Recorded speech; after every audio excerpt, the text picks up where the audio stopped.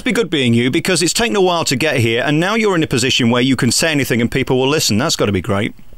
Yeah, it is, and it's also an awful weight, a strength and a weakness, as I always say. Biggest strength, biggest weakness, and I think it's something I try and use. I try not to say anything unless I feel it really needs to be said, and hope and pray that if I do it properly and clearly and fairly, then the British public will somehow be touched and be involved in whichever way was relevant. And certainly with school dinners and Jamie's fowl dinners with the chickens, the public have always answered in an incredibly strong, powerful way. I think it's the fact that they grew to love you with your cheeky, chappy character. It's given you a great platform now to kind of pick and choose your causes, isn't it?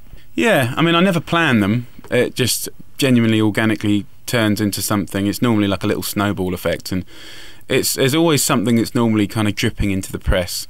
And actually with school dinners and Ministry of Food, there were things that were very much in the press. And I think it's a bit like going into a field that smells of cow dung. You know, you can smell it, but it only lasts for a couple of minutes, and then you kind of become numb to it. And then what I try and do is, you know, holistically get an overview of the lot. It's often about people, the stuff that I do, how people can be transformed and live better. That's generally what the stuff I've done is about. And then, you know, and I think I just think the public are quite simple, really. If you don't patronise them with rubbish, and if you give them the bare truth, and you give them some possibilities of solutions, I found that the public generally are incredibly supportive, and they'll literally, I mean, if you think about it, when we did school dinners, we were told categorically there was no money, and 3 days after it broadcast they found £280 million, and then they banned rubbish in vending machines the year after, and found another £280 million for the second tranche of 3 years, you know. So and that was the public. I mean, yes, I brought it to the fore, but I mean that was actually the public that commanded that, because I imagine the phones were going ballistic. It's amazing what a few million viewers can do, isn't it? Yeah, it's really, really, really important. And I'm a passionate believer that, you know, be it radio or TV or publishing, these are still incredibly important sort of premiership ways to sort of communicate with the public. And there's so much that it can do or feel like that is kind of more efficient than the internet in some respects, although we use the internet as well.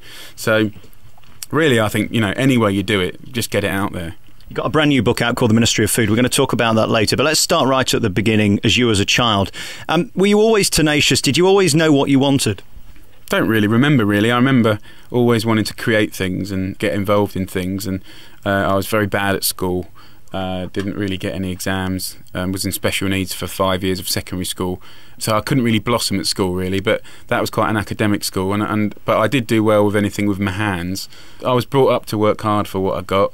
My dad was quite strict and my mum was great, and grew up in a family business, which I think if you grow up in a family business, you know, it does give you sort of like extra skills that try and help you be resourceful and clever. And you know, you have to be, if you run a family business, you have to be a can-do person, not a can't-do person. I've never really had much time for cynical people because I think it's so easy. I've never really been inspired by doubters. I think it's easy. I do think sky's the limit. You know, I think the sky's the limit, and you can create and do anything. And you know, certainly, if you look at the challenge of school dinners, and we got it on the radar, and yeah, we're still halfway through a journey, but I know we'll get there in 7 years' time. We will. And even with my students at 15, you know, I don't believe there's such thing as a bad kid. I just think that there's kids that have gone wrong, you know, and actually if you give them mentoring and goals, and they feel like they can achieve stuff, then they can start applying that to their life and think that they've got something they can offer. And you know, I'm in a really exciting time now, 7 years after 15 was created. We're in 4 countries now, sorry, 3 countries and 4 restaurants. And I just actually employed one of our second-year students and appointed him as sous chef in Kingston restaurant. And sous chef is second in command, but actually the sous chef's the one that does all the real graft. You know, the head chef does more organising and management. So you know, to be able to do that in 5 years is great. You know, and I think, yeah, I have a funny way of looking at stuff. Jamie's World, it's a funny place. Did they try and encourage you to be better, or did they just sweep you to the side? No, I went into special needs classes, which is about 4 kids that went up, had special extra classes and stuff. And yeah, my teachers were lovely, but I don't think that we were as strategically as advanced as we are now. I think we're much better at it now, but also we didn't recognise dyslexia. It was like an on-off button. You're either dyslexic and you had to literally be looking through 2-inch glasses, or you're not. And I think, you know, now we know that there's many forms of it, and I don't think I'm deeply held back by dyslexia, but I mean, undoubtedly I've got it. But you know, I think I was given all the support for the time, and it just wasn't my place to shine, really. I had a kid come up to me the other day, and you can't. Sometimes you read about stuff like this, but you don't exist that it's a real emotion. And this kid must have been about 10, and he came up to me and said, "I heard you're dyslexic." And I said, "Yes, I am." And he said, "Have you ever felt that you're worth nothing?" And I'm like, "No. Why? Why do you think? Do you feel that?" And he's like, "Yeah." That's the stage when you got to start worrying, because it doesn't, you know, being dyslexic or having any special needs is not an excuse or a reason for you to not prosper. It's just that you're not going to be good at the predictable things. But, you know, I mean, there's wonderful people in business and architecture and art and music that have had learning difficulties. But I think what that kid was tapping into is that every single one of us need to feel like we're good at something. Otherwise, we feel like, you know, and he obviously did. So I had a little pep talk with him anyway for sort of 10 minutes, and hopefully it made a difference. I told him to come and see me when he was 16. I said, "I'll give you a job."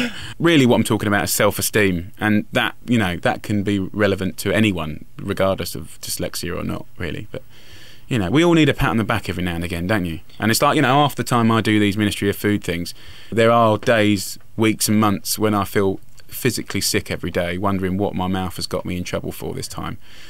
I think deep down you can do these things that cause debate and problems if truly you feel that you're being honest and clear and fair, and that there's a genuine reason for expressing it, and I do. So therefore I hold my head high and I'm take anything you give me.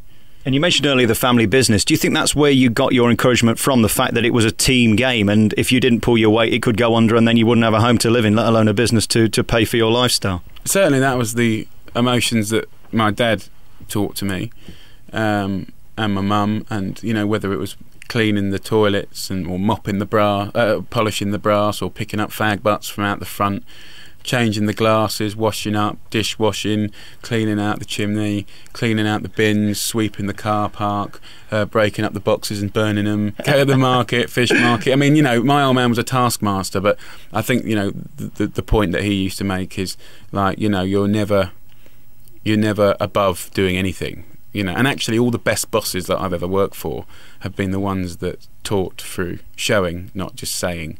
And you know, that was my dad and Rose Gray and Ruth Rogers, Gennaro. You know, they wouldn't just tell you to clean the floor or under the sink where all the crap gathers. You know, they'd actually do it and say, "Do it like that." You know, you got to be shown, haven't you? We found out about the school years. Maybe they didn't go as well as they could have, but then you found food. The cleaning stuff probably wasn't that enjoyable nor glamorous, but then you went into the kitchens and you discovered the art of cooking. Is that right? Yeah, I mean, about 8 I started cooking in the kitchen with the boys. It just felt like quite a physical place where the banter was. It was quite physical, smells. You know, I wouldn't say I fell in love with food, but I fell in love with being one of the boys and being able to use a knife and be able to cook. And I did that as my weekend and summer holiday jobs for pocket money. And, you know, I think I got quite good quite quick. And, you know, I think I don't say that in a bullshit way. It's just that kids are good at stuff. You know, kids are really good at stuff. And you look what they can do dancing or on a BMX or do you know what I mean? Or football and stuff. I mean, they're incredible. And it's no different in cooking. I mean, and I use a knife as good now as I did when I was 12. But yeah, I kind of wangled my way into the kitchen from the wash up, sort of stayed there really. And as I was doing badly at school, I in my work experience, when I did my 2 weeks work experience or whatever it was in those days, 3 weeks, that came back a star, you know. And actually one of the guys that was working in the restaurant that I went to work in left through slightly dodgy circumstances, so I was left as a 14-year-old to run that section.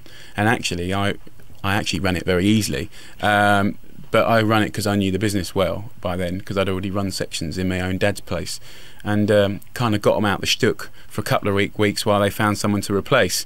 So my school results were coming in dodgy, and then my work experience was coming in like really good. So that was good. Then I thought, well, I quite like this. Maybe I'll stick to it. And then you go on to be one of the world's best chefs. How does that happen? Because I think you've proved we can all cook, but we can't all necessarily cook brilliantly or to the standard where you're going to pay 100 quid for a meal. Yeah, I mean, I wouldn't say I'm the world's best cook. I don't even want to be the world's best cook, but I mean, I think I might be one of the world's best food lovers, and I'm a pretty damn good cook, but I wouldn't say I'm the best. But I mean, I think I don't look at cooking as a competition like that. I mean, a lot of the stuff that I find most inspiring is simple stuff. But yeah, I mean, I'm as surprised as anyone that I'm sitting here doing this interview. You know, really. I mean, I think, you know, at the end of the day, sincerely, you know, when I was 21, I got found at 21 or 22 at the River Cafe, and the day that they were filming there, I wasn't even, that was my day off of the week, and I was brought in because someone was sick, and the only reason I went in is because even though I was being told not to go in because I was supposed to be having a day off with the missus, I knew that when one man is down in the kitchen, that upsets the whole day for the whole team. So of course I went in because I came from a family business, and that was the day when they were filming. But until that point in time, honestly, I was more than sold and enthusiastic to go into an industry that would largely leave me fairly unwell off, and have long unsociable hours for the rest of my life. And why would I think anything other? Why would I presume that I'd go to #1 in the book charts 2 years later? Bonkers, totally bonkers. What a journey. God, the last 10 years have just been like a roller coaster on acid. What always amazes me about people like you is how hard you work. And to be a proper chef, it isn't just 8-hour days, it's 10, 12, 14, 16-hour days, as long as you want them to be. And what also fascinates me, at 10 o'clock in the morning, you're there preparing. And after we've left, having had our dinner at 11, you're still there cleaning up. It's a really horrible job, isn't it, if you take it at that level? I think it's long hours and unsociable, but at the same time, I think, you know, it's a job not driven through commerce but through passion, really. I mean, I know lots of chefs that, like me, do it because they love it, and maybe one day they might have the honour of opening their own restaurant or being a head chef somewhere where they can express themselves like in a theatre, you know. I think that's the big thing. Absolutely, there's people that are there because they're lost and don't know what to do, and the industry gets a handful of those too. But I know a lot of people that earn a fortune in the city and hate it every single day of it, with a passion. And it allows them to do what they want in the rest of their life, but actually for 14, 15 hours a day they're miserable as sin. So, you know, I think everything's a balance, really. But I love it. I think it's brilliant, and yes, the hours are unsociable, but you can kind of be creative these days. I think there's lots of different types of jobs in the industry, and if you've got a good boss, then they'll let you be creative about what you work, you know. It was kind of luck then that you got the TV career you've got. You weren't meant to be in, they saw you. So that's just down to personality, isn't it then? Somebody somewhere thought that you were great at what you did. You came across in a good way on camera. That's a lot of luck, isn't it? Yeah, hell of a lot of luck. You're a bit like Jay McDonald on The Cruise, aren't you? Yeah, basically. Me and Jane got a lot in common. Now I make telly and understand it. I think that I can see why I was picked up now, because basically in 3 minutes I'd express quite a quick recipe very clearly, as well as being busy in the frenetics of a busy restaurant, you know. And I think, you know, the lessons to be learnt there is, like, you know, it's quite easy to do a cooking recipe to camera and for it to go on for hours, and then once you edit it, it's still hours long, you know. So I can kind of see now why they picked up on it. I mean, in actual fact, it went out on the night when I was working as well, so I never saw it. And the next day, the phone started ringing, but they were largely from internal calls taking the mickey, pretending to be the BBC and stuff. And then about 1 o'clock that day, the calls really did start from real people, from, I think it was Granada in those days, I think the Beeb was in there, there was a couple of independents in there as well. So I had 4 people phone me up that day, and I told them all to shove their own head up their backsides, and I was more than rude, because I thought it was my mates at work. And I'll never forget, and I spoke to a guy called Stephen Serby, who worked for Optimum Television in those days. I think he's at BBC Bristol now, and he was being all lovely and polite, and I told him to shove it, and he mentioned the word commission and pilot, and then I realised that I'd make a grave mistake, and I continued to grovel and apologise. But yeah, it all happened pretty quick. I mean, by the time I was 23, we had a best-selling book and a TV show that was getting, 4 to 5.5 million viewers on BBC Two. Yeah, Gordon Bennett. It was mental. And how have you managed to keep your feet on the ground? I think it's so admirable that you don't do the lads' mags and all that rubbish and be seen kicked out of pubs on your backside. Is it because in those days in the beginning you were too busy to be showbiz? I think my work effort has never changed since whether I was on telly or not. I've always worked the same sort of hours, 18 hours a day, worked as hard. Don't know really. I think, I've got good friends and family. I'd like to think I'm reasonably predictable, possibly even a bit well-behaved. I could probably do with being a bit less well-behaved, really. But most importantly, I think, what I've tried to build up over 10 years is trust, really. And there's nothing sexy about doing anything apart from important, fair work, really. So that's kind of why things like Jamie's Kitchen with 15 and school dinners and Ministry of Food, I think, they were never intended.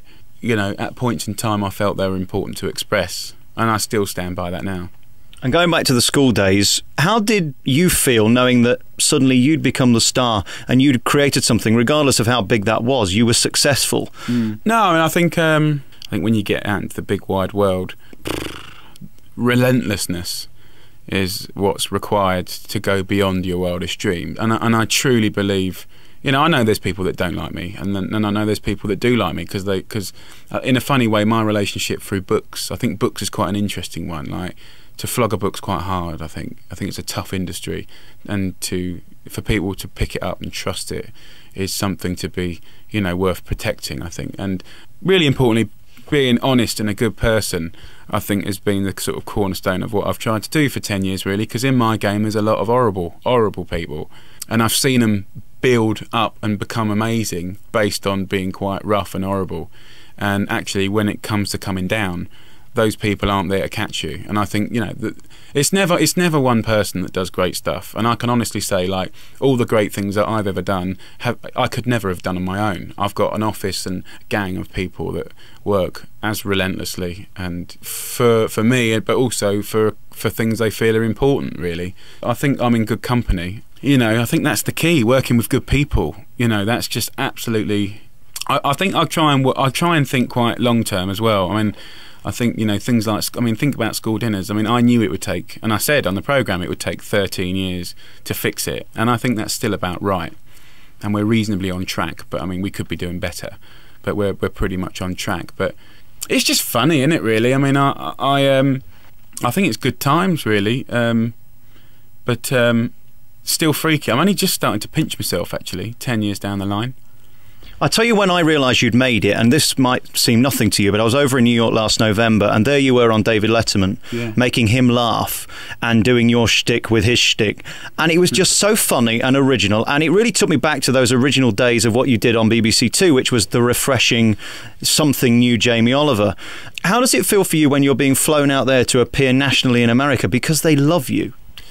Well, it's a massive compliment. I think the bigger compliment is basically whenever I'm in New York, I can go on the show. I've been on there 9 times now, which is basically once a year for the last 9 years. I mean, we talk to each other like friends now rather than guest, host and presenter or whatever.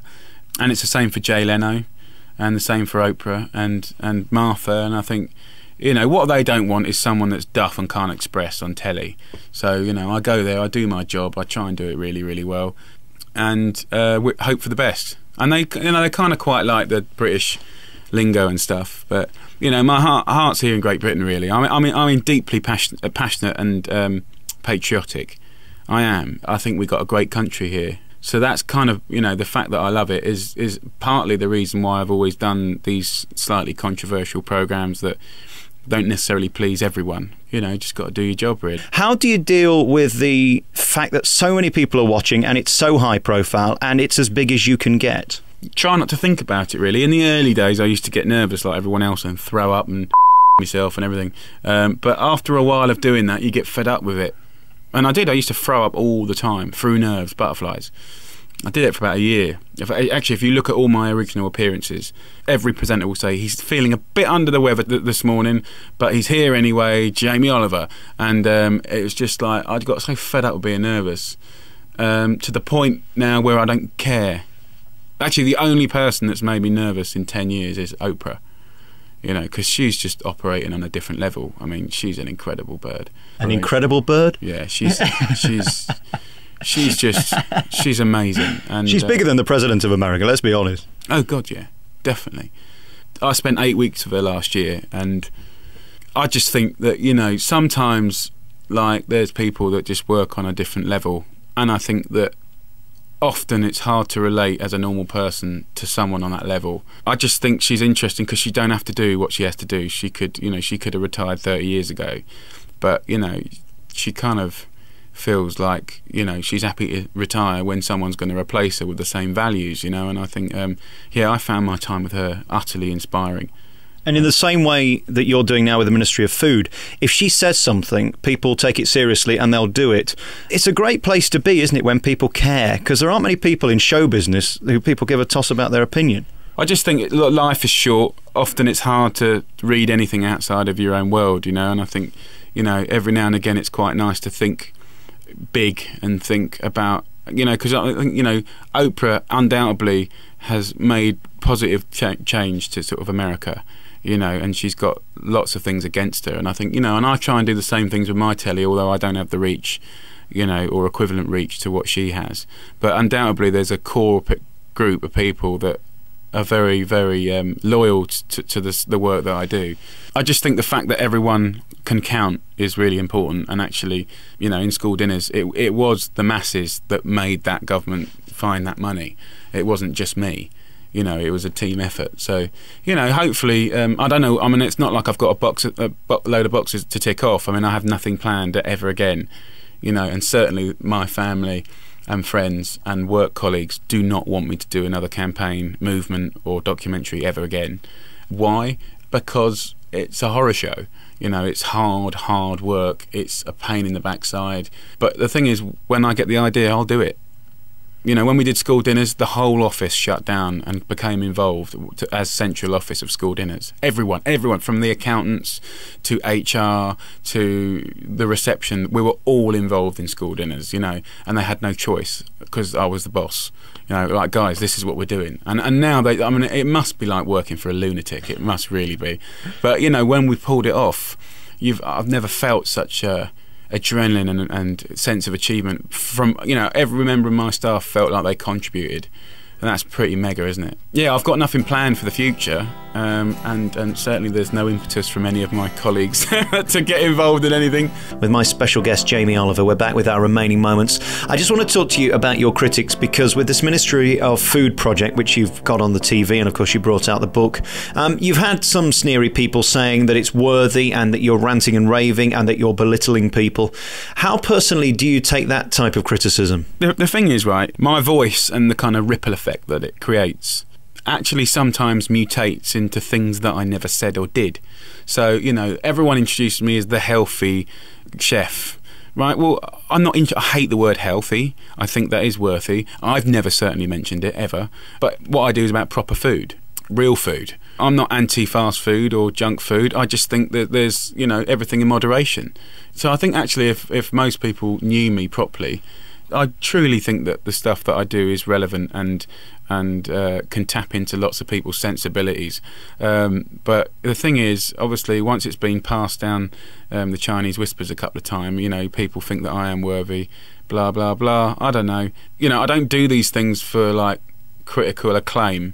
Everything that I've ever done that's actually gone well could have equally gone bonkers wrong. They're never a pleasure to make. It's not an easy ride, you know. So I don't know. I just go with me heart, really, mate. I certainly don't care what anyone else thinks. You know, it's nice when it works, but I mean, I think if you listen to everyone else on the periphery, then it confuses you. And I'm deeply paranoid about not being fair, and I think that's a good and rightful paranoia to have. But I think you have to be single-minded about stuff. You know, I mean, honestly, when I did 15. And set that up with all of my life savings at that point. My own father, my business advisor, friends told me not to do it, you know, so I had to be pretty strong to do it anyway, or arrogant, I'm not sure. Probably a bit of both. Maybe I'll have a nice quiet 40s to 60s. You'll see me on an island somewhere, sipping on gin and juice. And having watched the school programmes, I mean, it does go over into your private life, and that's such a brave thing to do because you don't need to do it. Congratulations on that. And also the new baby. How do you feel about that? It's wonderful. It's wonderful. But I got a great wife, you know. I mean, she puts up with a lot, but also I need her. I need her to approve in what I'm doing. I need her to be in support of what I'm doing. If she didn't support me, I wouldn't do them. And I think... And you know, look, I'm biased, I know, but I think the world's a better place for me doing them, or could be a better place one day. What I do will amount to something eventually that is a positive, important part of like British food culture.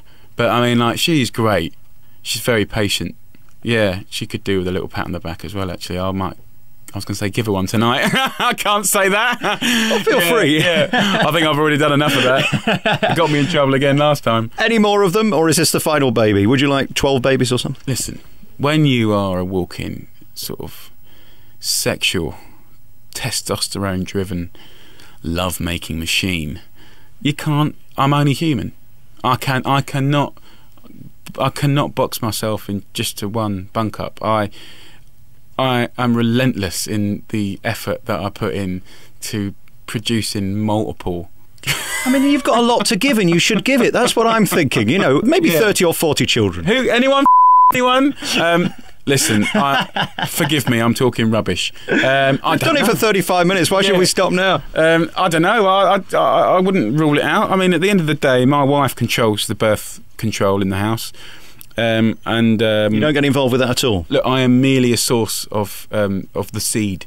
And, you know... Well, you're the man's man. If the seed can't be planted, then it won't be allowed to get anywhere near the mud, if you know what I mean. Yeah. These analogies, I'm losing the will to live, I think. It's been a long day. Thank you, Jamie. Really thanks for talking to us, because you're a top man and your intentions are so honourable. That's so nice, and good luck with this new book, The Ministry of Food. Your intentions are so good that you care about people. Yeah. Well, I think I'm very lucky. I think, you know, it's never ever light or shade. It's always both. You know, I think you just got to crack on and be positive, really. Congratulations on being you. I'm going to let you go now because you must go and make some more babies. Jamie Oliver, thanks for talking to me. Thank you very much.